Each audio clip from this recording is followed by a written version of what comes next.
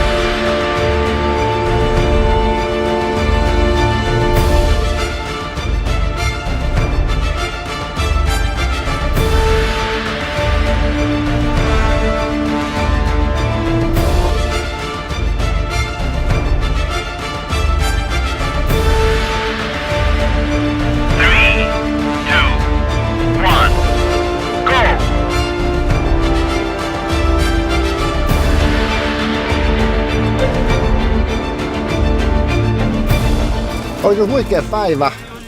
5 hyvinkin toisistaan poikkeavaa haastetta suoritettiin tuossa. Okei, mä en ollut missään lajissa, en ollut mitenkään hirveän voitokas, mutta se, sillä ei mitään väliä, koska mä olin hemmetin hauskaa.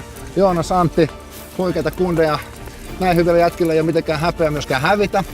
Kumpi teistä nyt skorasi tänään parhaiten ja miten te sitten sijoitutte tässä niin kuin kaikkien muiden kilpailijoiden pisteytyksessä, mutta sitä jää myös jännityksellä seuraamaan. Mutta ennen kaikkea tärkeintä on, että meillä oli hauska päivä. Kiitos äijät, että päästet messiin.